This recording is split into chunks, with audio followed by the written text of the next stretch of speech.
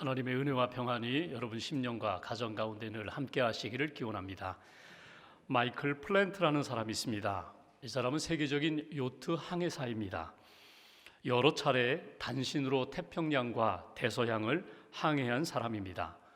그의 요트 기술은 아주 탁월했습니다. 능력도 탁월하고 경험도 탁월했습니다. 그 요트 기술로 명성도 얻었습니다. 1992년 그가 다시 대서양 횡단을 계획하며 요트 하나를 주문 제작하게 됩니다. 최첨단 시설을 갖춘 아주 좋은 요트, 그리고 그 이름을 코요테라고 그렇게 붙였습니다. 자기의 꿈을 이루기에 부족함이 없는 그런 요트였습니다. 최첨단 자동 무선 레이더 장치가 있었고 위치 인식 시스템 GPS가 장착되어서 좌표상 그의 위치가 어디에 있는지 그렇게 분명히 알 수 있는 그런 요트였습니다. 그리고 대서양 횡단에 나섰습니다. 일주일 지났습니다. 한 11일쯤 지났는데 그와 무전 연락이 두절됩니다. 수색팀이 그를 찾고자 했지만 찾지 못했습니다. 한 어부가 포르투갈 근방에서 그 요트가 전복된 채로 발견되었습니다. 발견된 요트, 전복되었다는 것에 대하여 전문가들이 적지 않게 놀랐습니다. 왜냐하면 요트는 구조상 전복되기가 그렇게 쉽지 않기 때문이었습니다. 더더군다나 이 코요테에는 무게중심을 잡아주는 용골이나 밸러스트가 아주 좋은 것이었기 때문에 이 요트가 전복된다는 것 상상하기 어려웠던 일이었습니다. 전문가들이 요트 전복의 원인이 무엇일까 조사하기 시작했습니다. 그런데 금방 그 전복 원인이 발견되었습니다. 그것은 안타깝게도 배의 중심을 잡아주는 밸러스트가 선체에서 떨어져 나갔기 때문입니다. 조사단은 이렇게 결론을 내렸습니다. 마이클 플랜트가 기술이 있고 그렇게 탁월한 능력이 있었지만 그가 눈에 보이는 부분, 물 위에 떠 있는 그 부분에 대하여 너무 신경을 많이 썼다. 눈에 보이지 않는 그 밸러스트 중심을 잡아주는 것, 거기에 좀 더 신경을 썼어야 했다. 그렇게 결론을 내립니다. 풍랑이 없는 잔잔한 바다에는 문제가 없지만 바람이 불고 파도가 높이는 그런 거센 파도에 그만 밸러스트가 떨어져 나갔던 것입니다. 여러분, 우리의 인생이 그렇습니다. 우리는 눈에 보이는 것에 많은 신경을 씁니다. 물질을 쓰고 에너지를 많이 쏟아붓습니다. 그런데 정작 중요한 것은 어디인가? 눈에 보이지 않는 부분이라는 것입니다. 내면 세계라는 것입니다. 하나님이 우리에게 우리 삶의 중심에 부어주신 것, 하나님이 주신 것을 중심으로 잡고 믿음으로 살아갈 때에 이 세상의 어떤 풍파와 시련도 유혹도 고난도 능히 헤쳐나갈 수 있는 믿음의 사람이 되지만 우리의 중심이 세상 것으로 가득 차거나 정말 중요한 것들을 잃어버릴 때 우리는 쓰러지고 넘어질 수밖에 없다는 것입니다. 여러분은 인생의 중심에 무엇을 담고 있습니까? 여러분은 신앙의 중심에 무엇을 담고 하나님 앞에서 살아가고 있습니까? 오늘 본문은 마가의 다락방에서 기도하던 120명이 성령을 받은 이후에 그들의 삶이 어떻게 나타나고 있는가 하는 것을 볼 수 있는 말씀입니다. 성령을 사모했습니다. 약속하신 성령 말씀을 붙잡고 기도했습니다. 그리고 성령을 받은 그들은 어떻게 살아갔는가? 우리는 이 말씀을 통하여 우리는 성령을 받고 우리는 어떻게 살아가야 하는가? 그것이 오늘 본문을 통하여 우리에게 주시는 메시지입니다. 4절 말씀을 한번 봉독하겠습니다. 4절 한 절을 함께 봉독합니다. 그들이 다 성령의 충만함을 받고 성령이 말하게 하심을 따라 다른 언어들로 말하기를 시작하니라. 아멘. 우리가 지난주에 본 것처럼 마가의 다락방에서 약속하신 성령을 사모하며 전심으로 합심하여 기도하는 가운데 성령이 바람같이 불같이 그들 각 사람 가운데 임했습니다. 성령이 충만하게 임했다. 성령이 충만하다는 것은 무엇입니까? 내 생각과 내 경험, 내 감정이 아니라 성령이 온전히 나를 다스리시는 그런 상태가 되었다는 것입니다. 성령이 충만하게 그들을 다스리게 되니까 오늘 4절 보십시오. 성령이 말하게 하심을 따라 다른 언어들로 말하기를 시작했다. 그러니까 그들의 기도 생활이 바뀌었다는 것입니다. 기도 생활에 변화가 나타났다는 것입니다. 그동안은 성령을 사모하며 성령을 추구하면서 기도했는데 성령이 임하면서 그들의 기도의 언어가, 기도의 생활이 성령 중심의 기도 생활로 성령이 말하게 하시는 다른 언어들로, 방언으로 말하기 시작했다. 이것이 오늘 성령 충만함 받은 사람들의 모습이라는 것입니다. 여러분, 성령 충만함을 받아서 그들이 다른 언어로 말하기를 시작했다. 여러분, 이것은 성령의 언어입니다. 하나님이 주신 생명의 언어로 하나님 앞에서 기도하기 시작했다. 신약 성경에 보면은 성령을 받고 성령이 주시는 언어로 기도하는 장면이 고린도전서에 나와요. 고린도 교회 성도들이 성령의 충만함을 받습니다. 성령의 은사를 받습니다. 방언을 하고 예언을 하고 신유의 은사를 받고 그리고 여러 가지 성령의 능력을 체험하게 됩니다. 그 고린도 교회에 나타났던 성령으로 인하여 받았던 방언은 통역이 필요한 언어였습니다. 그러니까 기도하면서 그 기도 내용이 사람들의 귀에는 들어오지 않았던, 영적으로 통역을 해야 알 수 있는 그런 기도의 언어였다면, 사도행전 오늘 본문에 나오는 그 언어는 여러분 누구나 알아들을 수 있는 그런 언어로, 성령의 언어로 그가 하나님 앞에서 기도하게 되었다. 이것이 주시는 메시지예요. 그러니까 중심은 분명한 것은 성령을 받기 전에 기도의 언어와 성령을 받은 이후에 그들의 기도의 언어가 바뀌게 되었다. 여기서 우리가 첫 번째로 붙들어야 할 메시지가 있어요. 성령 충만함을 받은 사람은 어떻게 살아가야 되는가? 어떻게 신앙생활해야 되는가? 첫 번째로 주시는 메시지, 우리가 성령을 받으면, 성령 충만함을 받으면 성령으로 기도하면서 살아가야 된다. 성령으로 기도한다는 것은 무엇입니까? 내가 가지고 있는 생각과 감정과 내 의지와 내 모든 것이 아니라 이제는 성령님이 주시는 마음으로, 성령님이 주시는 생각으로, 성령님에 이끌려 성령의 언어로 하나님 앞에 나아가 기도하고 하나님과 소통하는, 하나님과 교제하는, 하나님과 교통하는 그러한 기도 생활, 신앙 생활이 이어져야 한다. 성령의 언어로, 성령으로 기도했던 초대교회 성도들을 붙잡아야 된다. 여러분, 성령으로 기도한다는 것은 성령님을 의지하며 기도한다는 말도 되고 성령 안에서 기도해야 한다는 그런 말도 됩니다. 오늘 성령님으로 기도했더니 어떤 역사가 나타났다고요? 더 깊이 하나님과 기도하고 하나님이 주시는 마음과 하나님이 주시는 성령의 언어로 기도하게 되었다. 사도 바울은 성령으로 기도하는 것에 대하여 관심이 많았어요. 그래서 바울이 기도에 대하여 권면하는 가운데 항상 기도하라, 쉬지 말고 기도하라, 어려운 일이 만났을 때 낙심하지 말고 기도해라, 염려, 근심, 걱정 있을 때 하나님 앞에 기도하며 평안을 얻어라, 지혜를 얻어라, 기도에 대한 교훈들을 많이 했거든요. 그 가운데 바울이 고린도 교회에 성령의 은사를 받고 성령으로 방언하는 그들을 향하여 교훈하면서 고린도전서 14장 15절에 바울은 이렇게 권면을 합니다. 그러면 어떻게 기도할까? 내가 영으로 기도하리라. 나는 영으로, 성령으로 기도하리라. 그러니까 내 생각과 내 의지가 아니라 내 욕심에 붙들려서 기도하는 것이 아니라 성령님이 주시는 마음을 따라 성령님 의지하며 성령으로 기도하리라. 너희들도 그렇게 기도하라는 거예요. 에베소서 6장 18절에는 에베소 교회에 이렇게 권면합니다.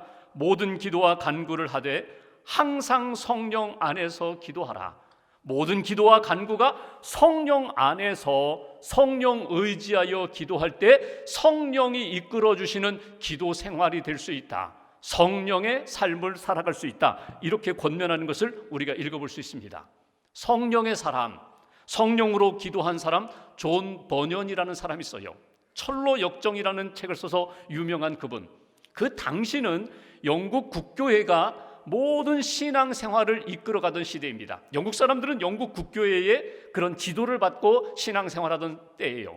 그때에 존 버년이 하나님의 말씀으로 성령으로 은혜를 받습니다. 그리고 하나님의 말씀을 가르칩니다. 주신 말씀을 따라 나누고 설교를 합니다. 그리고 영국 국교회가 공동 기도서라는 책을 주고 이것을 읽으면서 기도하라고 했는데 존 버년은 이 기도서도 중요하지만 나는 성령님을 의지하며 성령님과 교제하며 성령님이 주시는 마음을 따라 기도하겠습니다. 하나님 앞에 나아가겠습니다. 그것 때문에 그가 붙들려서 감옥에 가게 됩니다. 왜 당신은 성직자가 아닌데도 설교를 했는가? 왜 당신은 기도서가 있음에도 불구하고 교단에서 나누어준 공동 기도서 그대로 기도하지 않고 왜 성령을 의지하며 기도하느냐고, 성령이 주시는 마음을 따라 기도하고 사람들에게 그렇게 기도하라고 그렇게 권면하느냐고, 그것 때문에 붙들렸어요. 감옥에 가서 그가 쓴 책 가운데 나는 성령으로 기도하리라는 책에 보면은 그는 그 내용에 이런 이야기를 합니다. 기도가 무엇인가? 기도는 예수님의 이름으로 하나님 앞에 나아가는 것이다.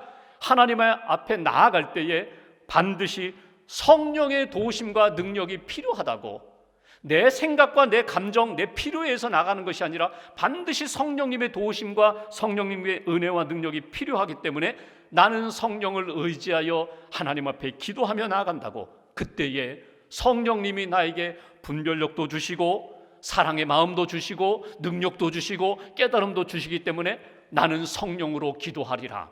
성도들이 그렇게 기도해야 된다는 거예요.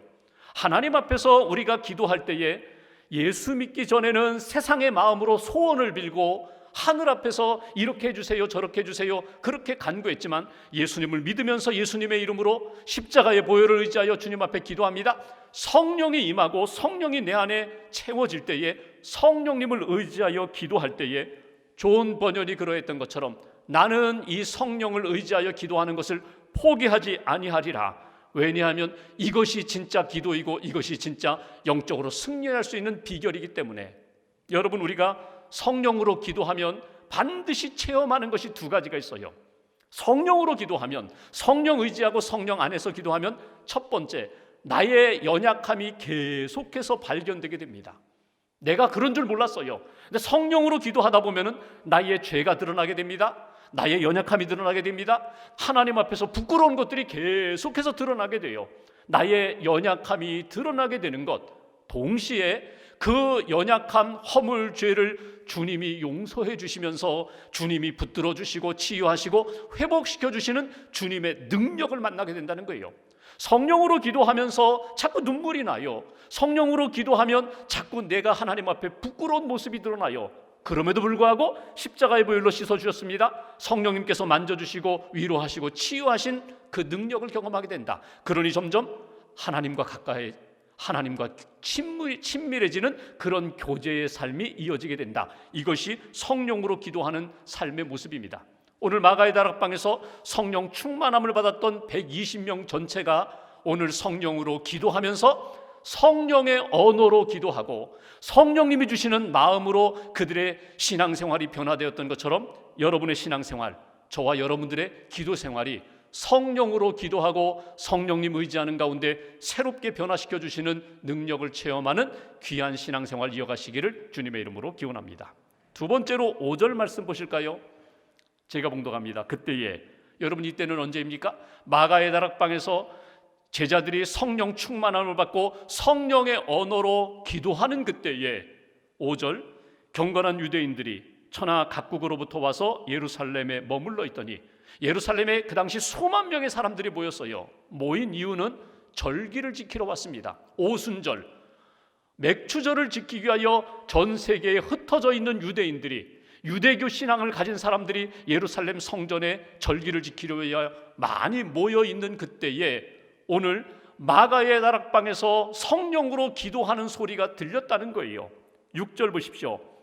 그 기도 소리, 각각 자기의 방언으로 제자들이 기도하고 말하는 것들이 들렸다. 7절, 야, 이 사람들이 다 갈릴리 사람이 아니냐? 여러분, 이 얘기 뭐예요? 그들이 기도하다가 다락방에서 나왔다는 거예요. 그리고 보니까 갈릴리 출신 사람들 아니냐? 저 갈릴리 시골 사람들 아니냐? 8절 말씀 같이 봉독합니다. 우리 각 사람이 난 곳 방언으로 듣게 되는 것이 어찌 됨이냐? 그들의 반응이에요.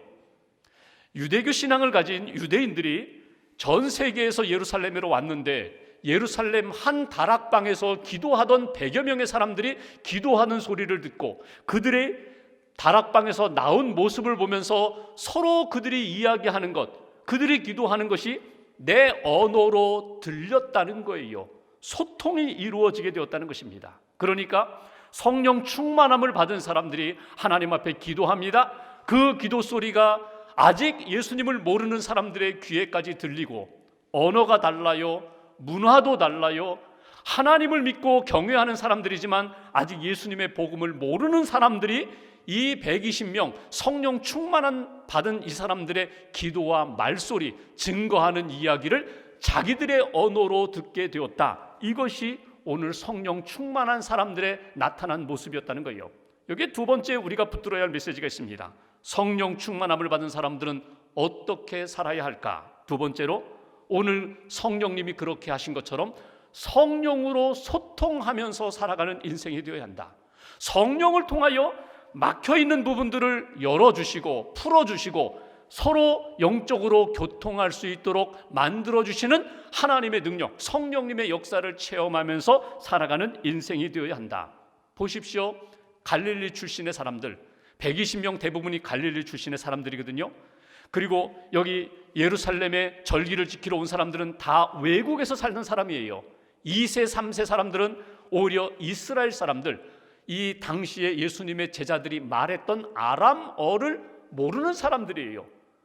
이렇게 언어도 다르고 문화도 다름에도 불구하고 성령으로 기도하고 성령님 의지하며 나아가 주의 복음을 증거할 때 그들이 알아듣게 되었다는 거예요. 소통하는 역사가 나타나게 되었다.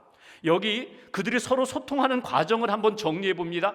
마가의 다락방에서 기도했습니다. 성령을 받았습니다. 그런데 그들이 어떻게 했다고요? 두려움 가운데, 기대와 소망 가운데 방 안에만 있던 사람들이 성령을 받고 담대히 다락방에서 나와 사람들이 있는 곳 광장으로 나아가게 됐다는 거예요. 이거 중요한 일입니다. 또 하나는 그들이 나아갔을 때 사람들을 만나면서 마음의 문을 열었다는 거예요. 누구를 만나든지 하나님이 내게 이런 은혜를 주셨고 성령을 주셨는데 누구를 만나든지 그에게 사랑을 전해야지, 복음을 전해야지, 은혜를 전해야지. 여러분 이럴 수 있잖아요. 저들은 복음을 몰라, 하나님을 믿는 경외하는 사람들이지만, 경건한 사람들이지만 아직 예수를 몰라. 저들은 우리와 달라, 언어도 다르고 문화도 다르고 삶의 가치관도 달라. 저들은 우리 말을 알아듣지 못할 거야. 여러분 이렇게 마음을 닫은 것이 아니라 마음을 열고 성령이 우리를 통하여 일하시는 역사에 대하여 온전히 맡기며 사람들에게 다가갔다는 거예요. 이것은 너무나 중요한 일입니다. 성령으로 나를 사로잡으실 때 내가 하나님의 은혜 가운데 내가 누구를 만나든지 서로 소통할 수 있는 은혜와 능력이 우리 안에 임하게 된다. 여러분 똑같은 언어를 사용하는데 똑같은 한국말이에요. 근데 간혹 이런 경우가 있죠. 저 사람하고는 말이 안 통해. 도무지 말이 안 통해. 여러분 말이 분명히 똑같은 언어를 말하고 듣는 상황인데도 말이 안 통한다는 것은 무엇입니까? 마음이, 가슴이 열리지 않았다는 이야기거든요. 나는 슬프다고 하는데 그 사람은 내 슬픔에 공감하지 않아요. 나는 외롭다고 하는데 그 사람이 다가와 나의 친구가 되어주지 않아요. 나는 기쁘다고 하는데 그 사람이 내 기쁨에 박수 쳐주지 않아요. 춤추지 않아요. 그러면 여러분 똑같은 언어인데도 공감이 이루어지지 않습니다. 소통이 이루어지지 않아요. 반대로 언어도 달라요, 문화도 달라요, 가치관도 달라요, 삶의 양식도 다른데도 함께 모였을 때에 성령이 내 마음을 열어주시고 그의 마음과 그의 귀를 열어주시면 언어와 문화는 다르지만 반드시 성령을 통하여 교통하게 하시고 소통하게 하시고 하나 되게 하시는 역사를 우리는 체험할 수 있다는 거예요. 오늘 성령 충만한 사람은 어떻게 살아야 되는가? 성령으로 주님의 능력으로 교통하며 소통하면서 하나됨의 역사를 이루며 살아가야 된다. 지금은 하늘나라 가신 고 오카는 목사님이 쓰신 내 마음을 찢어라라는 책이 나와요. 거기에 보면은 오카는 목사님이 목회하시면서 조용기 목사님과 만났던 그 일화를 하나 소개합니다. 오카는 목사님은 제자 훈련하신 목사님이세요. 여러분 말씀 중심의 목회를 하신 분이세요. 조용기 목사님은 성령 사역, 성령에 집중하면서 목회하신 목사님이세요. 오카는 목사님이 교회를 개척하고 교회를 건축했습니다. 강남에 많은 사람들이 사랑의 교회로 몰려오기 시작해요. 제자 양육합니다. 제자 훈련합니다. 그런데 어느 시점이 되니까 한계가 딱 보이는 거예요. 그 책에 보면 이런 고백을 합니다. 그렇게 제자 훈련 받은 사람들이 다들 자기 안에 어떤 일정한 선을 그어놓고 더 이상은 올라가지 않겠습니다. 더 이상은 변화되지 않겠습니다. 그렇게 마음을 굳히는 모습이 보여졌다는 것입니다. 지적이지만 전혀 영적이지 않은 교만함도 나타나는 것을 보았습니다. 겉으로 볼 때는 괜찮은데 영적으로는 아직 어린아이처럼 계속 달라고만 합니다. 계속 양육만 받으려고 하는 그런 모습, 한계를 딱 보고 고민하다가 조용기 목사님 찾아가야지, 한번 찾아가서 한번 상담해 봐야지, 자기의 자존심을 내려놓고 조용기 목사님을 찾아갔어요. 자기의 고민을 쭉 이야기했어요. 그랬더니 조용기 목사님이 이런 이야기를 해요. 목사님은 그런 고민이 있지만 저는 또 이런 고민이 있습니다. 저희 순복음교회는 뜨겁게 기도하고 성령의 사역, 성령 충만하고 성령의 은사가 있는데 말씀이 약하다는 거예요. 그래서 조금 진정시키고 말씀으로 채워지는 일에 저는 집중하고자 하는데 참 이게 힘듭니다. 쉽지 않습니다. 그러니까 똑같은 고민을 하는데 고민의 방향이 달라요. 그 이야기를 들으면서 옥하는 목사님이 무릎을 꿇고 목사님 저를 위해서 좀 기도해 주십시오. 그 두 분이 같이 기도하셨다는 거예요. 그 일을 통하여 옥하는 목사님이 그 이후에 목회나 설교나 사역에 항상 말씀과 성령을 함께하는 사역에 집중했다는 거예요. 저는 이 글을 읽으면서 이런 생각을 해봤어요. 여러분, 우리가 신앙생활하면서 소통이 안 되는 사람들이 있어요. 물론 전혀 예수님을 모르는 사람들, 세상에 속한 사람들, 그들과 소통하기가 너무나 어렵죠. 그런데 교회 안에도 똑같이 하나님을 믿으면서도 소통이 안 돼요. 신앙의 성향이 다르다, 사역의 방향이 다르다, 믿음의 컬러가 다르다. 그래서 아예 소통하고자 하는 의지도 없어요. 오늘 성경을 통하여 우리에게 주시는 메시지는 성령님은 그렇게 역사하지 않으신다는 거예요. 성령이 충만하게 임하면 누구를 만나든지 내게 주신 성령의 은혜와 능력을 가지고 소통케 하는 역사로 만들어 주신다. 내 마음을 열어주시고 내 입을 열어주시고 그 사람의 마음을 열어주시고 귀를 열어주셔서 언어와 문화는 다를지언정 성령의 언어로, 생명의 말씀으로 하나님의 마음을 나눌 수 있도록, 소통하도록, 하나 되도록 하나님이 역사해 주신다. 이것이 바로 성령을 받은 사람들의 나타나는 역사입니다. 여러분 기도하세요. 성령을 의지하세요. 그리고 여러분 마음을 열으세요. 그리고 내게 주신 마음을 따라, 말씀을 따라 소통함으로 하나 되게 하시는 하나님의 은혜를 체험하는 그런 신앙생활 이어가시기를 주님의 이름으로 기원합니다. 한 가지만 더 볼까요? 9절 말씀 보십시오. 9절 이하를 보시면 15개의 나라에서 예루살렘에 온 사람들, 그 나라를 소개합니다. 그 사람들이 지금 성령 충만한 제자들이 하는 이야기를 들으면서 무엇을 들었는가, 무엇이 들렸는가? 11절 말씀 보실까요? 11절 한 절을 같이 봉독합니다. 그레데인과 아라비아인들이라 우리가 다 우리의 각 언어로 하나님의 큰 일을 말함을 듣는도다 하고, 여러분 이 하나님을 경외하고 경건한 사람인데 아직 예수님을 몰라요. 복음을 듣지 못했어요. 이들이 지금 성령 충만하여 그들이 말하는 내용을 듣게 되었다는 거예요. 소통이 되었다는 거예요. 근데 그들의 귀에 들린 내용은 무엇인가? 오늘 11절에 하나님의 큰일 말함을 듣게 되었도다 이거예요. 그러니까 일상적인 회화, 세상적인 이야기가 아니라 그들의 기도와 그들의 그 증거를 통하여 하나님의 큰일을 듣게 되었다는 거예요. 하나님의 큰일만 들려왔다는 거예요. 여러분 하나님의 큰일이 무엇입니까? 예수 그리스도의 복음이 들렸다는 거예요. 예수님의 십자가, 예수님의 부활, 약속하신 성령의 역사, 하나님의 큰일을 그들이 듣게 되었다. 다른 말로 바꿔볼까요? 오늘 성령 받은 사람들이 세상에 나아가 아직도 복음을 듣지 못한 사람들을 향하여 무엇을 증거했다고요? 하나님의 큰일 증거하는 일에 집중했다는 거예요. 마음이, 중심이, 생각이 세상의 이야기가 아니라 주님의 이야기, 하나님의 복음의 역사의 이야기를 증거하는 일에 집중하게 되었다. 여기에서 우리에게 주시는 세 번째 메시지가 있어요. 성령 충만함을 받은 사람은 어떻게 살아야 되는가? 성령으로 증거하는 삶이 되어야 한다. 성령으로 복음을 증거하는 일에 집중해야 된다. 성령으로 내게 주신 하나님의 마음과 말씀을 나누는 일에 집중하는 삶이 되어야 그것이 성령의 사람이고 예수님의 제자의 삶의 모습이라는 것입니다. 성령 충만을 받았어요. 성령의 은사도 받았어요. 그들이 가장 관심 갖는 것, 하나님이 이루시는 놀라운 역사, 구원의 역사, 여기에 집중했다는 것입니다. 오늘도 여러분 성령 충만한 현장이 있어요. 예배드리는 곳, 모여서 기도하는 곳, 성령을 의지하여 복음을 증거하고 성령의 역사가 나타나는 그런 현장들이 있어요. 근데 여러분, 성령의 역사가 있는 곳에는 반드시 예수 그리스도가 드러나게 되어 있습니다. 열심히 찬양하고 열심히 기도하고 열심히 성경 공부하는데 마지막은요, 예수님은 보이지 않고 사람만 보인다면 성령의 역사가 아니에요. 성령 충만한 현장이 아니에요. 반드시 성령 충만한 현장은 예수님이 깨달아지고 예수님의 마음이 느껴지고 예수님이 믿어지고 예수님의 이름으로 회개하고 용서받고 예수님의 능력, 성령님의 능력을 경험하는 곳, 예수님이 드러나는 곳, 그곳이 바로 성령 충만함의 현장이라는 것입니다. 그리고 성령 충만함을 받으면 여러분, 나도 모르게 증인되게 되어 있어요. 성령이 임하시면 권능을 받고 예루살렘 온 유대 사마리아 땅끝까지 증인되는 삶을 살게 되리라. 그렇게 우리를 성령이 이끌어 가신다는 거예요. 성령이 우리에게 주시는 여러 가지 선물이 있죠. 은혜가 있죠. 은사가 있죠. 이 모든 것의 목적이 무엇입니까? 예수님을 증거하라고, 복음의 증거에 사용하라고 우리에게 주신 도구입니다.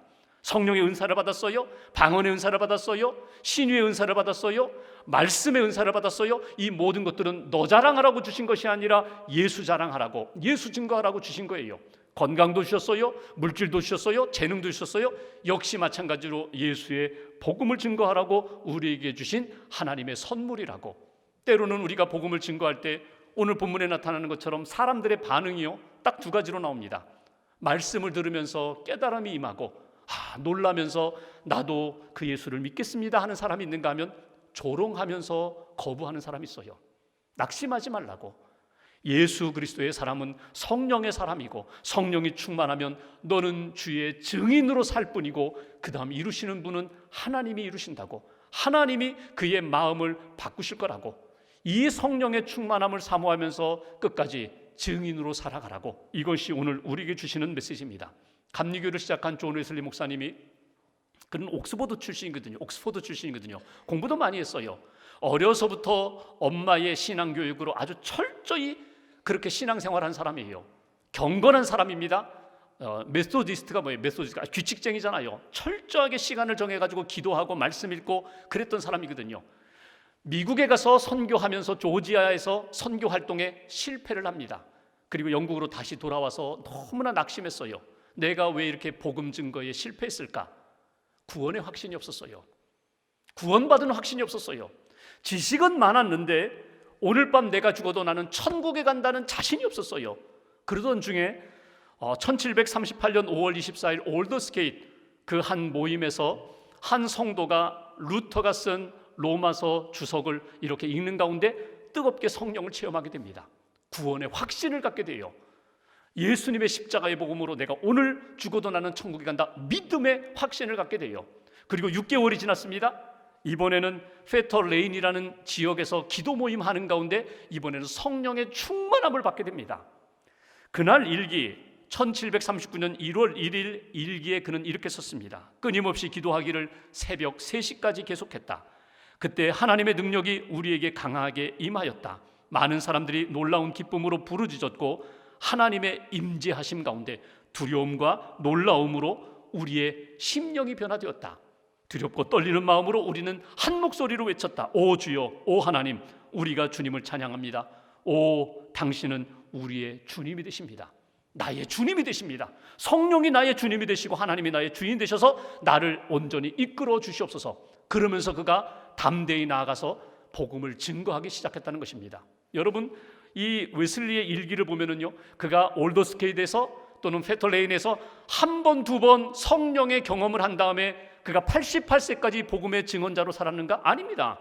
그는 중간중간에 날마다 성령의 임재하심을 체험했고 성령님을 의지할 때에 이 복음의 삶을, 이 증거의 삶을 살 수 있었다는 거예요. 오늘 말씀을 통해서 성령 충만했던 제자들의 변화된 삶, 그들의 언어가 바뀌고 사람들과의 관계, 소통이 바뀌고 복음의 증언자로 담대히 나아갔던 것처럼 오늘 우리들도 여러분 성령이 우리 안에서 임하셔서 우리를 다스려 주실 때 성령 충만한 삶이 오늘 제자들의 모습처럼 나타나게 된다. 성령을 사모하고 성령 중심으로 하나님 앞에서 승리하면서 살아가는 저와 여러분들의 신앙생활 되시기를 주님의 이름으로 간절히 기원합니다. 기도하겠습니다.